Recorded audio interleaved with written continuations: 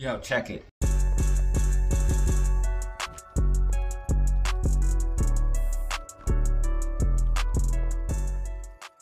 Hey y'all, what is up? You are back for another update with DataZero. This is your daily outlook and prediction for stocks, crypto, and the meme stocks. We're going to be talking about everything you need to know as a trader and investor in the stock and crypto market. This video is not financial advice and should not be taken as such. We're going to be looking at the technicals, the facts, and the data for these key assets and stocks. So you do not want to miss a second of this update, cram-packed full of information that you need to know. We also have live streams on this channel, so go ahead and press like and subscribe. And if you want to support the channel, all you have to do is leave a comment and drop a like. It is a great way to help out. Also, subscribing helps out as well. Let's go ahead and waste no more of your time and hop in the charts, the facts, the data. Let's go. Alright guys, what is up? You are back for another video of DataZero. In this video, we're looking at AMC, GME, SPY. We're also looking at cryptocurrency as well, the overall stock and crypto market. This is your daily outlook and prediction. You can also tune in this weekend for the weekly outlook and prediction, and you can tune in later tomorrow, as you guys can see, around 9:15, 9:30 a.m. to about 4 p.m. Eastern Standard Time, where I do live streams, market open to market close, giving you guys technical analysis and predictions as they become available. Now let's go ahead and hop into the charts, the facts, the data, showing you guys what is going on for this daily outlook and prediction for the rest of this week. So let's go ahead and hop into Bitcoin, show you guys what's going on for Bitcoin. Bitcoin's seen an overall downtrend, but now pushing to the upside after breaking out of this sloping resistance. If you don't know what's going on for Bitcoin, the halving is approaching. April 19th to the 20th is when this halving is scheduled. Now, if you don't know what happens after the halving, Bitcoin price normally rallies. So if you guys can see, before the halving, Bitcoin's price normally collapses, then the halving happens, and then 365 days after, we reach a new high. This has happened almost every single time we had a halving. So if this time was different, it would be historically different from all other times. You guys can see the last time we've had a halving, price dipped down, then we made a new high 365 days after the halving. And then of course, we are about to have another one where we have a halving soon. As you guys can see, we should be reaching a new high. Now, price normally draws back down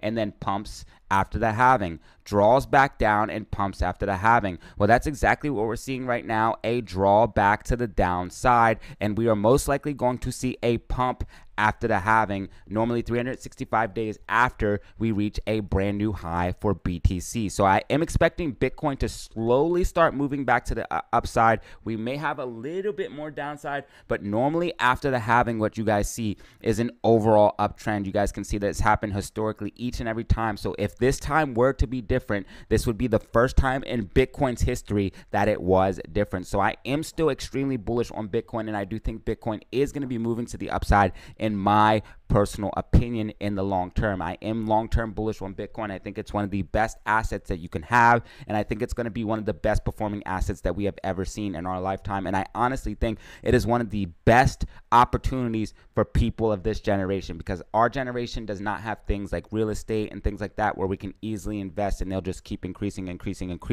Bitcoin is one of the best performing assets so far, and it has proven it time and time again, and I think it's going to continue to be one of the best assets that we have seen. Again, as you guys can see, Bitcoin staying above that key level of $60,000. We want to see if Bitcoin can remain above that $60,000 level. You guys can already see that Bitcoin is already starting to see a move to the upside as we do approach the halving. Again, the halving is going to be around the 19th and the 20th. This is when it is set to happen. And then shortly after that, a few weeks, months after that, we should be seeing a brand new all-time high for Bitcoin. Now, again, Bitcoin normally pulls back during and before the halving, and then after we will see a rally. So I do expect Bitcoin to maybe have a little bit more downside, but overall I'm expecting a higher high than the 73K top that we have here previously for Bitcoin. So this is what I'm looking at for Bitcoin in the overall cryptocurrency market. Again, once we see this rally on Bitcoin, altcoin season will happen. Some of your favorite altcoins have not taken off. Some of them are taking off more than others, but I think that this particular bull run could be absolutely insane because we do have the BlackRock ETFs. We have more excitement for Bitcoin. More people know about crypto. More people are involved in crypto, and crypto is more developed space than ever. So I am extremely bullish for Bitcoin in the overall cryptocurrency market. I do hold altcoins, but 50% of my portfolio is Bitcoin. So 50% of my portfolio is Bitcoin. Then the other 50% is made up of altcoins. So Bitcoin is by far my biggest holding. And so far with the bear markets and everything like that, 50% Bitcoin has been a great way to make sure that your portfolio doesn't absolutely get decimated when we do have these overall pullbacks. So this is what I'm looking at for Bitcoin. As far as technicals are concerned, I don't see anything here other than this break above this sloping resistance, which is good. We did break out above this today. We came back down and retested it as support. So this is bullish for Bitcoin to probably have a move to the upside towards 65, maybe even 69K here in the next couple of days, which would be extremely bullish for Bitcoin to start pumping up, especially after the halving, in my personal opinion. So this is what we're looking at for crypto and the overall cryptocurrency market. Ethereum still holding that $3,000 level. As you guys can see, Ethereum still holding that 3K level. You want to make sure that Ethereum stays above 3K, because if we did break below 3K, you could probably see a decent move to the downside. But right now, Ethereum is holding that overall 3,000 level, which is a critical support and resistance and a psychological support and resistance that we do want to see held on Ethereum. And again, your favorite altcoins will take off. Normally, I pick the top 100 altcoins somewhere around that range when I'm looking at altcoin picks. Some of my favorite picks like Cardano, Polygon, Atom, those are some of my top altcoin picks in my personal opinion. I don't really get too crazy when it comes to the altcoins. I like to stay within the top 100 altcoins because there is less risk in those, in my personal opinion. So this is what I'm looking at for Bitcoin in the overall cryptocurrency market. Again, if you're interested in cryptocurrency, I will be continuing to cover this and altcoins in my videos. So go ahead and like and subscribe for more content like this. Let's go ahead and move into SPY and show you guys what's going on for SPY. I do want to point out the market fear and greed. Market fear and greed coming down to that fear level. As you guys can see, the greed is completely washed out of the market, and you guys are seeing this massive correction back to the downside. We did have that 525 top level that I talked about over 2 weeks ago. I told you guys that 525 was most likely going to be the top, and it is remaining the top in my personal opinion. As you guys can see, based off the charts and facts and data, it is remaining that level. Now, as you guys can see, SPY is starting to move to the downside in a rapid manner. Bulls are losing control and bears are taking full control over the market. As you guys can see, SPY has just been in this overall downtrend from that 525 level and has been trending down. Basically, I think SPY could really start capitulating any day here now, guys. I really think it could start capitulating any day here now, showing a ton of weakness. SPY is just not able to do what it was doing just a few weeks ago, as it was showing these massive rallies while the bubble was in full force. As you guys can see, this bubble is slowly starting to get deflated, and it will pop. Stocks like Apple, Meta, Nvidia, all these stocks that are holding up the market, they are starting to pull back. You guys can see Nvidia starting to pull back, Apple starting to pull back. All of these major stocks starting to see declines. We had Netflix having earnings today. I told you guys that most likely Netflix was going to dump for earnings. That is what we've seen. As you guys can see, Netflix pulling back. Netflix has massive bearish divergence here on the daily time frame, as price was just continually drifting up, and then RSI was drifting down. If you go ahead and look at the daily time frame, you can see price just drifting up, RSI drifting down. So if Netflix were to top out, I wouldn't be surprised here. It also has a double top 1, top 2. And this divergence is starting to play out. So for Netflix to come back down to like $500, I wouldn't be surprised if you've seen this earnings that it just had be the start of a catalyst to bring Netflix to the downside. And that is one of the stocks that is heavy in NASDAQ. You guys can see that SQQQ was affected by Netflix, as SQQQ pumped to the upside here in after hours, getting a little bit of boost from that Netflix dump. So this is what we're looking at for SPY, the overall market. I think that SPY is days away, maybe even weeks from capitulation. I do think we're going to see an over a 10% correction. Right now, we're in about a 5% correction from the top. So we're at about 5% correction. I think we're going to see, at least in my personal opinion, a 10 to 20% correction. So that would take us down, all the way down to like 470, and maybe even much lower, all the way down to this 419 level. I do believe all of these gaps will get filled, and if we did do that, that would be a 20% correction, which is considered a crash.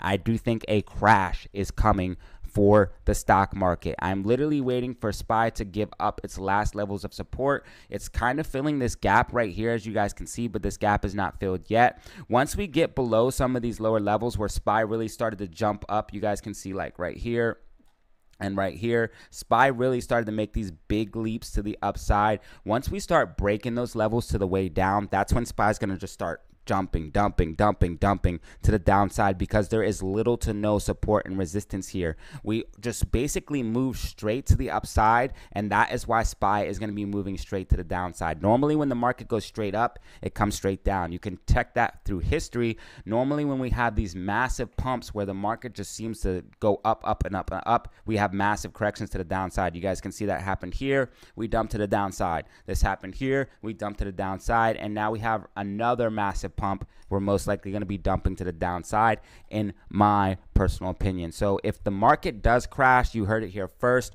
Weekly MACD, you guys can see that the weekly MACD is looking red right now. Daily MACD looking red as well. All indications that momentum has shifted and it is bearish. You can see here on the alligator, it's showing us full bearish mode right now. So again, multiple indications showing that bears are in control. The trend is down. The trend is your friend. And it looks like SQQQ is going to be rocketing as SPY and NASDAQ pull back. SQQQ has this falling wedge structure right here. And again, SQQQ goes up while NASDAQ goes down. And you guys can see SQQQ has been very, very profitable. It's over 20% from the lows, having a big boost to the upside, multiple gap fills to the upside. And I do think SQQQ, especially at these levels, is a great way to hedge against the crash. And SQQQ pays you dividends if you own shares. So literally while you're waiting, you're getting paid dividends and you're making money, because this will increase in value, in my personal opinion. Multiple gap fills to the upside for SQQQ. As you guys can see, gap fills all the way up to that $24 level. So as you guys can see, if we were to go ahead and draw a line giving you guys a percentage, that's over 100% gain here on SQQQ. So again, I think, in my personal opinion, this is a great investment vehicle to hedge for the crash. And again, call options on this are not very expensive, and shares are cheap as well, only $12 per share. So right now, hedging extremely cheap, especially while the market is still at these higher valuations. So again, I think we're going to see SPY start to overall correct to the downside. As far as what we could see for tomorrow, it looks like SPY is trying to gain bullish momentum, but it just keeps getting knocked back down. I think we'll be able to consolidate, and then we'll probably see SPY try to make another attempt to push to the upside, but that's going to lead to an overall correction back to the downside, in my personal opinion. The highest I really see SPY going, if it does get a pump to the upside, would be about 501, 502, but it looks like it's going to be even a struggle to get to those levels based off what I'm seeing here on the smaller MACDs. You guys can see 4-hour time frame red.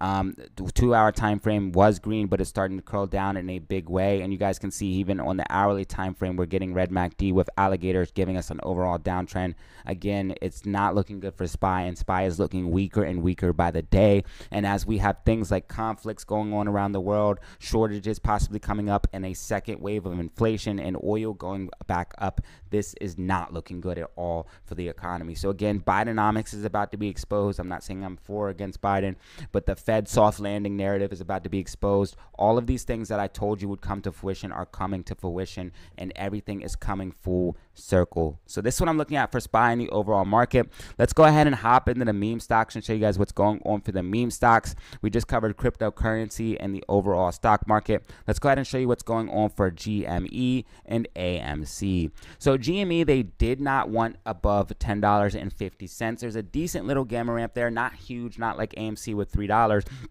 but a decent little gamma ramp, and they want to try to keep GME under that $3.50 region. Tomorrow is when the options will expire, so they are going to fight very, very hard to keep GME under $10.50 and AMC under $3. AMC we're going to talk about here in a second, but AMC has a massive battle ahead of it.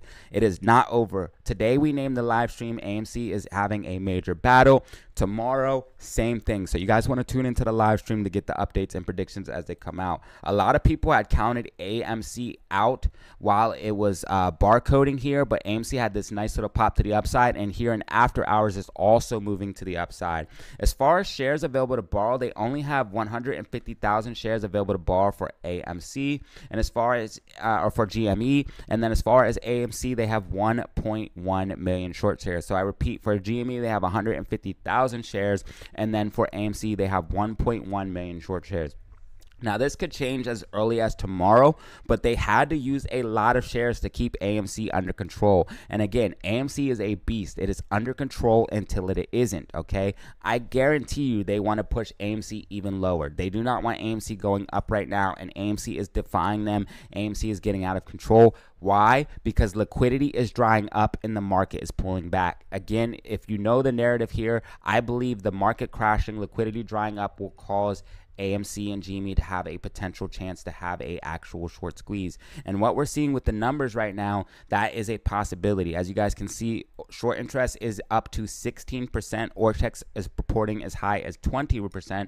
And you guys can see for GME, short interest sitting at 24%. So they are still doubling down. They're still trying to shake you out. They're still trying to push this thing down. And what that ultimately is going to do is make cost to borrow go higher, make short interest go higher, and possibly have FTDs return, which could cause a massive problem, especially if we can get those FTDs in the mix, because they will have to cover those FTD positions, and that will cause AMC to go much higher as well. So if AMC could get some FTDs, I would like to see that. But right now, what I'm mostly concerned about is cost to borrow going up and short interest going up. And that is exactly what we are seeing, as cost to borrow is rising. As you guys can see, cost to borrow is sitting at that 2.48 level. You guys can see cost to borrow in an overall uptrend. I think this pattern is going to continue. I think cost to borrow is going to continue rising. If we can get cost to borrow over 5 or 10%, that would be great. The higher, the better for a potential short squeeze, because the more it costs for them to short it down, the less shares they'll be able to get.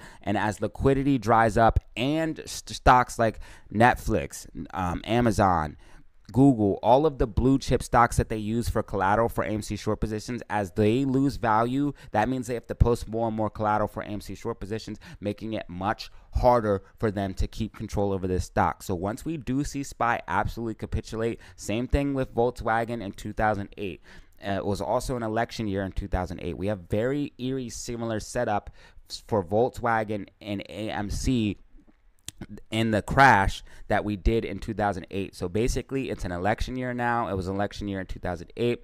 Also, you guys notice that the market had a massive correction in 2008. That's when Volkswagen squeezed. We could potentially see the same thing now for AMC, whether you believe it or not. Under what I'm seeing here, that happens to be the facts. So I do think AMC has more of a chance than ever to see a potential move to the upside once we see the market capitulate, and the market literally could start capitulating here any day. So I want to see that happen, and I do think AMC will move inverse of the market. You guys can see the market has been mostly moving down. AMC is starting to creep up. And why do you think they were attacking it so hard before the market started to show those signs of weakness? Because they wanted to get everybody out if possible. They wanted to push it down as far as possible before the market started to crash, potentially shaking everybody out. There's two opposing forces, and as long as both of those forces are there, one of them will get squeezed. You have the apes and you have the short sellers. If we keep buying and holding, or keep buying, they will get squeezed, especially when that market starts to pull back.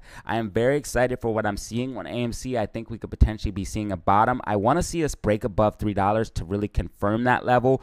If Adam Aaron called out dilution tomorrow, we would be seeing a move to the downside. But I think, in my personal opinion, they might be saving that last little dilution card. If AMC does get out of control, they could use that to try to stop some of the bullish pressure to the upside. But what we're seeing is a V-shaped style recovery for AMC. If you look at what's going on the 4-hour MACD, it's green. On the daily MACD, it's green. And we are switching to bullish. You guys can see the alligators curling up. Daily MACD is green. We have that V-shaped style recovery here on the 4-hour time frame, bullish MACD, and we also have alligator showing us it's bullish as well. We also have buy signals here on the 4-hour time frame as far as the super trend is concerned. So there are multiple indications that AMC could be having moves to the upside. Also, AMC has multiple gap fills to the upside, and if we break over that $3 level, there's a massive gamma ramp sitting at AMC, 26,000 calls expiring in the money. So if we can break over that level, we will see a pop to the upside. So tomorrow's battle is for AMC. can it break and hold $3? If we break $3 on Friday, they're going to have to hedge the calls and things will go absolutely insane. Now, I know what people are saying. They might slam it down. They might crush it. We'll never break $3. I think we actually do have a chance because there is no way that they are allowing us to be this dangerously close to $3, especially this close to Friday. If it goes over $3 on Friday, they're going to have to hedge that minute. They're going to have to start hedging and things could get crazy. So if we start to see AMC get to like 302, 305, even if it starts holding it for a little bit, we could start to see it take off because they'll have to start hedging those calls, which means they have to buy shares out of the open market, which is going to push the price way up, giving us a gamma ramp to at least $3.50, $4. So the battle for tomorrow for AMC is, can we break and hold $3? That is the major level that we're going to be watching on the live stream. Tune in tomorrow to get technicals, predictions as they do become available. I give you guys news, information that you need to know as a trader and investor, especially AMC holder. So tune in for that tomorrow. Now, as far as GME is concerned, I do think we could be seeing a little bit of recovery. I'm going to go ahead and show you guys just a quick little pattern of what I'm expecting for AMC.